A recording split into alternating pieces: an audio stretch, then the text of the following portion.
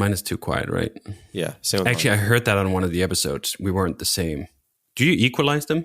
Yeah. What do you use to do it? Does it do it its own thing, or you get 3 files that you can monkey with? I get 3 files, 3 ways. So you can monkey with it. All right. Yeah. It's just that, like, when I heard it last time, or actually, maybe it was another podcast. Maybe it wasn't you. Maybe I'm blaming you. Wow. That's really I was on up. some fucking podcast where I was lower than the other people in the same room. I was going to say, I thought I've been doing a pretty good job of mixing these. But it probably wasn't you. You're a professional. You're a professional. All right. Anyway, let's just roll. Welcome to Rework, a podcast by Basecamp about the better way to work and run your business. I'm your host, Sean Hildner. This week, we're talking about making a dent in the universe. The idea is that in order to do great work, you have to feel like you're making a difference. We're going to talk about legacy, derivative products, and the limits of tech egos.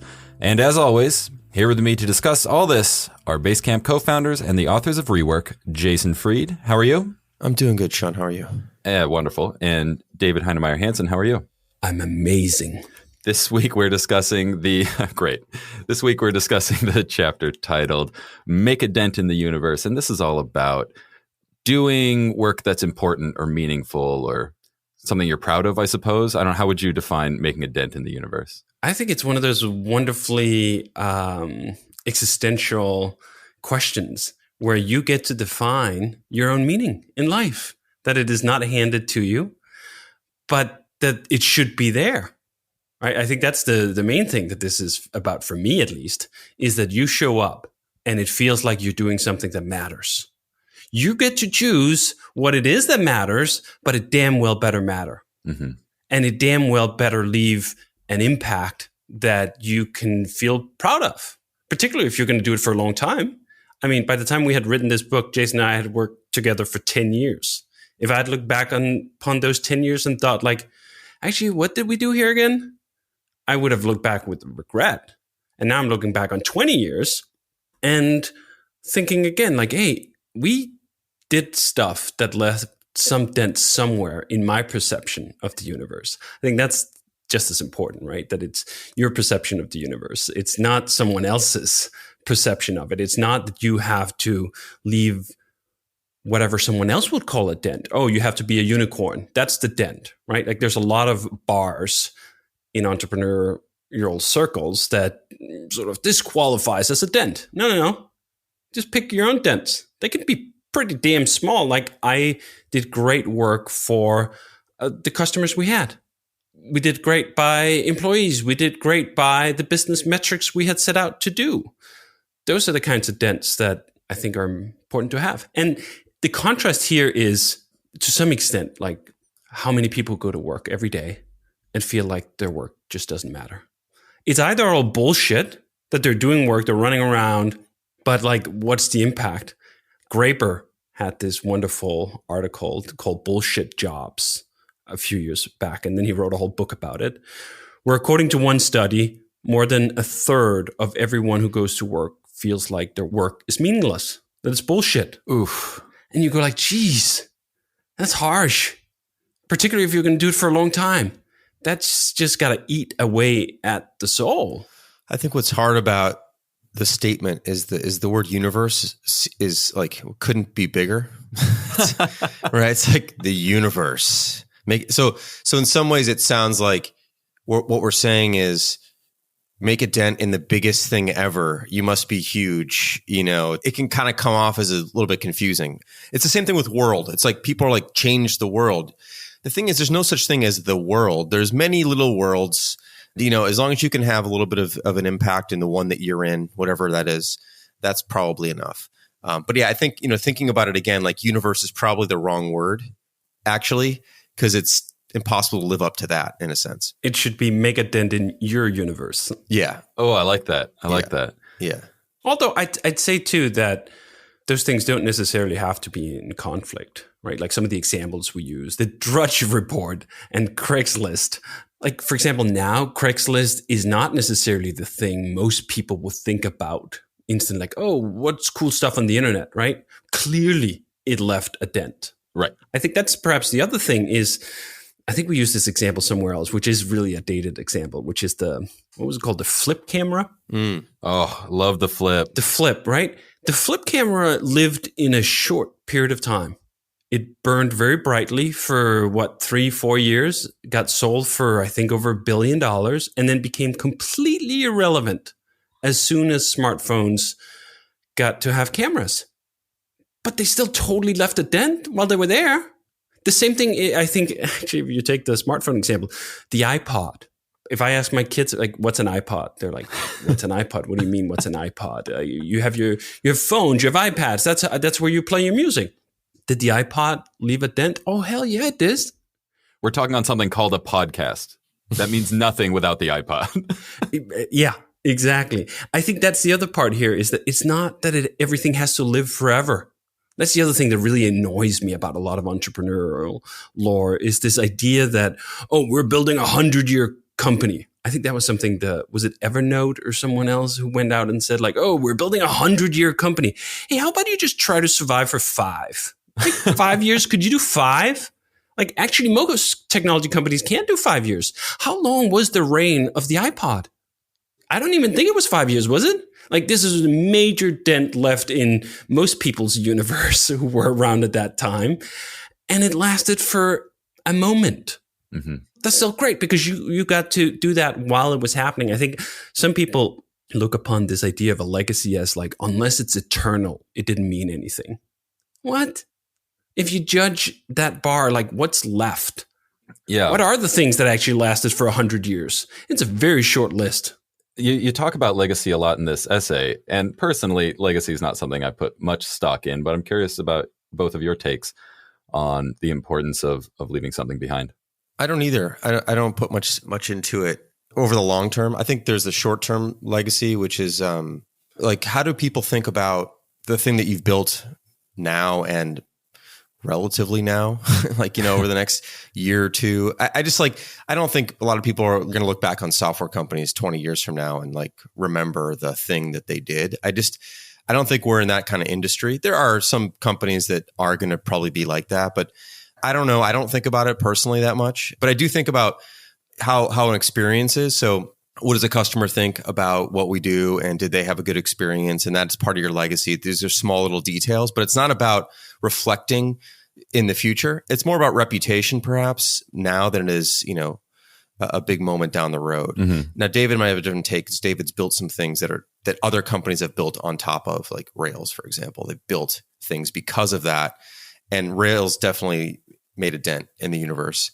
So there may be some legacy things there, but I don't know. For me, it's never been a thing I've thought much about. I don't really care so much about how people reflect down the road on the things that we've done.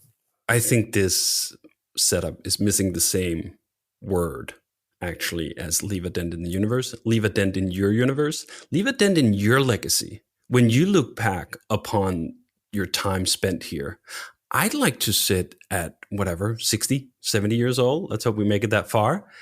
And look back upon some of the things that I did that no one else would remember. Like, it's not part of some global legacy. It's not that something that everyone knows about because it left this huge dent that we're still talking about 2 decades later. No, it left a dent in my brain. Yeah, I think that's a great way to frame that. And it left a mark in that brain to the extent where I can look back and think, hey, this was time well spent. I didn't waste my time, even if something didn't last forever. I mean, we've built a bunch of products over the years that aren't around anymore. One of the ones I'm particularly still proud of is Tadarlist. I keep using this example, and we're keeping that around actually to some extent as a legacy artifact. We built this free service that took, I think Jason and we did the initial version in 2 days. 2 days was how long it took to get V1 of Tadarlist done, because it was really simple. Really quick, what is Tadarlist? Yeah, so Tadarlist is a free service we launched in 2005 to manage to-do lists. A really simple to-do list manager that at the time was using the novel technology of Ajax, which was this way of updating a page without having full page reloads. And it had sort of just come out, and we had used some of it in Basecamp, and we thought like, hey, let's take something out, spin it out, give it away for free. Let's have it be sort of a teaser for Basecamp. Hey, if you like managing to-do lists like this for free, maybe you'll use Basecamp. I don't think that ever happened, really. But I think back upon that all the time. That we were able to put something out in 2 days. I remember it vividly because the design was so simple. There was basically like, a page and a half or something. And the implementation was really simple, yet it was so useful. We discontinued that free service in, I think, 2009. So it's been discontinued for 12 years. And last we checked, there were just about 1,000 people still using it every week. That's fantastic. Like, what? That's such an amazing legacy for me. Like, there are people who are still using this thing that was so useful that presumably they've been using it for 12 years. If they're still using it, they've been using it for 12 years because we haven't allowed someone to sign up for it since 2009. That's really neat. Like, that's the kind of micro legacies where it mattered and matters to a very small number of people. And it really matters to me. It stands out as one of those milestones. When I think upon my career, to-do list is right there on the chart. I think one of the concerns I have with the term legacy is that it's very loaded with ego. Yeah. That people feel like, look at how important I am and look at the important things I've done. As all of our tech billionaires are flying to Mars. Yeah. It's just like, I don't know, the ego side of it is the big bother for me with the word. Mm-hmm. It doesn't have to be that way, but I think that's oftentimes what I hear when I hear about legacy. People concerned about how they will be remembered. Leaving their mark on the earth. Yeah, and it's all about them and how important they were and stuff. So I don't know. That's my hang up, at least, just my personal hang up with the word. I think that's spot on. The fact that legacy for most people is about how other people think of them, not how about they think about themselves. Yeah, which is really, that should be what it's all about. Like, that's the whole Stoic approach to legacy, that you think back upon a life well spent. Like, that's your personal assessment here. Whatever other people remember your name decades from now, it is such a weird quirk. And I've seen it described in a lot of modern Stoic literature, as in, we all seem to be so sensitive to how other people think of us. Like, oh, what do they think? Do they think we did good work? Think of how much you think of others in that regard. Like, almost not at all. Of course. Almost not at all. Of all the things that I've used over the decades, how many individuals can I actually remember? Like, that was something made by that person and it really stands out. And like, I'm constantly just in awe of that. It's a very, very short list.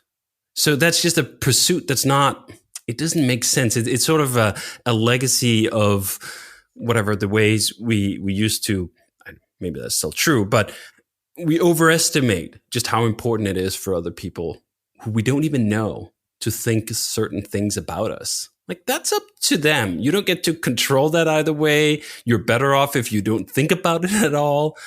Leave the legacy thinking to yourself about yourself. Yeah, you do get to control how much mental energy you put into that, into caring about the outside influence. Yes. So, you're talking about it's important to build meaningful things, do meaningful work. What about the argument? So there's 1 billion slot machine apps on the App Store right now. Obviously, derivative work does make money. The marketplace can say that, oh, it's, profitable to make derivative products or start derivative businesses.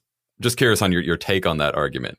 And it could just, this just could be the anti-capitalist sentiment that runs through this show.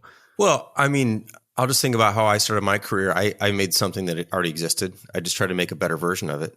I made this music organizing software because the stuff that I'd found out there on AOL, by the way back in the day, wasn't very good.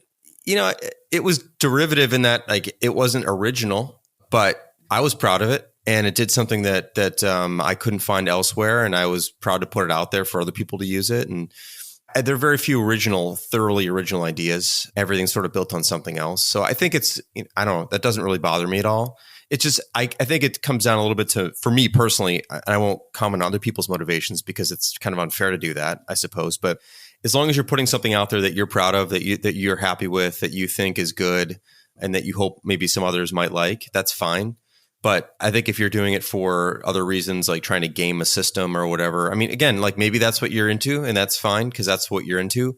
But I think that's what you see when you see a lot of derivative stuff is just like this. I'm trying to steal or game. And that's not as interesting to me personally. But I don't know. I don't really also want to comment on other people's, what drives someone else. It's really unfair for me to for sure guess. I think that's part of the limitations of when we say, hey, make it in your universe. Leave your legacy for yourself, is it just has limits because no one thinks they do bad work. Right. very few people think of themselves as the villain in the App Store or anywhere else. So they think of like, no, actually, we're doing the right thing because reasons A, B, and C. Now, I don't actually subscribe to that sense of moral relativism. I think there are actually people doing bad work, as in the dents that they leave are harmful dents, and they shouldn't leave those dents. And we should try to actually polish them out the best we can. But you're not going to be able to dive into that through this kind of reflection. Because I think just starting at the base level of simply feeling like you're doing meaningful work that leaves the positive kinds of dents, because as mentioned with the Graeber article, plenty of people will self-report that what they do is bullshit. Yeah. I mean, this essay is about speaking to them. Like, hey, do you know what? If you keep thinking or ending the week after week, ending it with, you know what? Jesus, what are we doing here? Why? Then, all right, maybe it's time to look yourself in the mirror and figure something else out. And then you might end up actually starting the kind of business that leaves those negative dents, and you'll just have a positive story to tell yourself. So maybe that's one kind of progress / not, but at least it'll be a new kind of problem. Well, you mentioned earlier your examples of Craigslist and the Drudge Report making dents in the universe. I'm wondering if we could update those references. Are there any other businesses or products that have come along in the last decade plus that you've really felt, oh, this did make a dent in the universe. This changed my life for the better? I think a good example of that actually is a company like Stripe. Mm-hmm. The payment processor. Yeah. They weren't the first to do this, but I just remember when we first got started, our business got started, we were looking for a merchant account.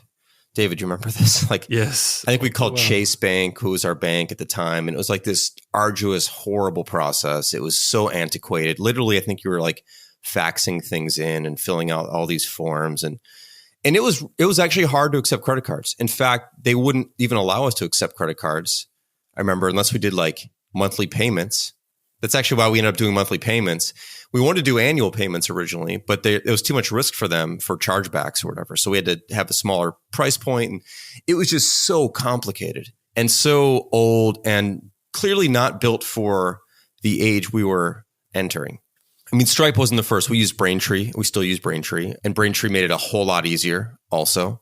But still, it felt like you were still latched to this old process. And I feel like Stripe's the company that really made something so fundamental so much easier for so many companies that it probably gave rise to a lot of businesses that may not have existed, or perhaps just made it much easier for them to survive and to charge and to generate revenue. So I think that's a kind of a fundamental infrastructure kind of company that really has made a dent. And it's so behind the scenes. I think Stripe's fascinating. Yeah.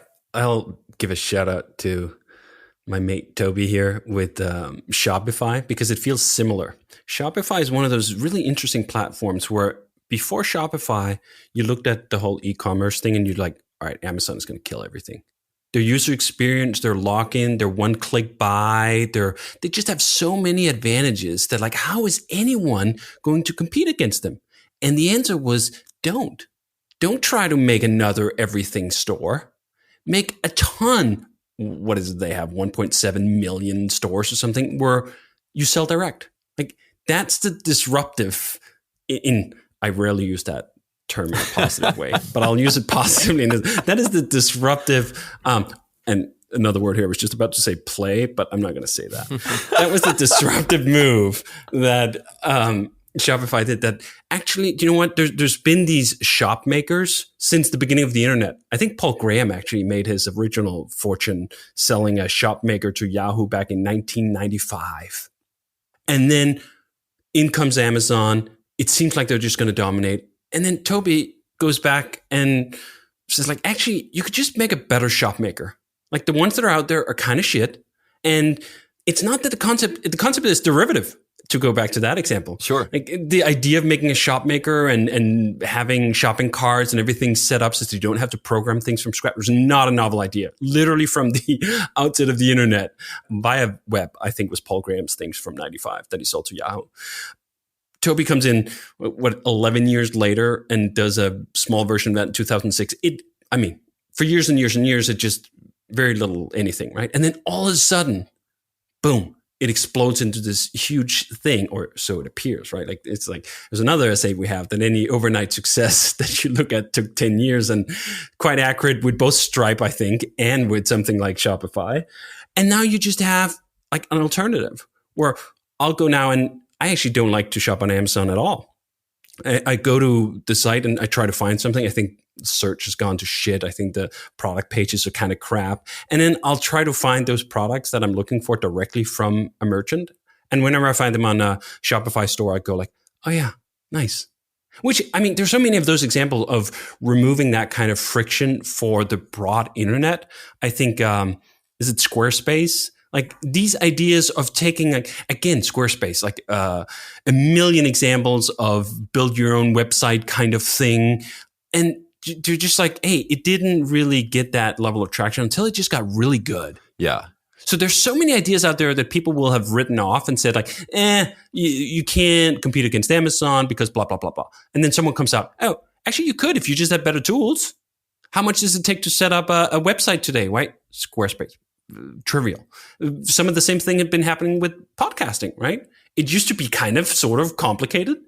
And then a bunch of entrants came in and made it really easy. And I like that kind of decrease in friction. Although Ben Thompson, who writes this newsletter called Strategery, I think it is, has this whole thing of friction is really good for a lot of things. And it's also what's led to essentially the downfall of civilization, which is the decrease in friction from social media, Facebook, Twitter, the decrease in friction between connecting people has all sorts of negative side effects too. So it's one of those very interesting double-edged swords, like much of the internet, where like, oh, decreasing all this friction and making it super easy to set up a store and set up a payment and set up a website is also the kind of iterative reduction in friction that has made it so easy for someone to get on Twitter and Facebook and make the world not a better place.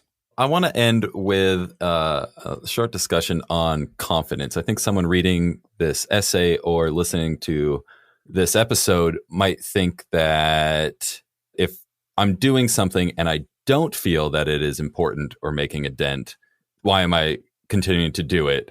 When it could just be a confidence issue of, oh, if I just push through and finish this, especially with a creative project, and finish this, it will be something that makes a dent. I think it's easy to convince yourself halfway through building something that, what's the point? What am I doing here? And I think everyone runs into that.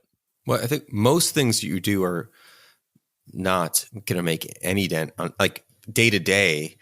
Most work is actually kind of boring.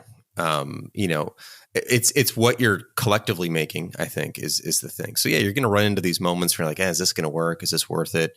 And the answer is, in most cases, it probably isn't actually going to work, and it probably isn't actually worth it if that's how you're measuring it, whether or not it's going to work. But are you enjoying the process? Is it getting you somewhere? Are you learning? Are you getting better? Obviously, it has to support you. If you're doing something on your own, it's got to make some money for you. All that stuff, of course. But I think this is the thing people get confused about with work, especially entrepreneurs, is they think like every day is going to be exciting, and every day is going to be like innovative, and every day is going to be full of new ideas.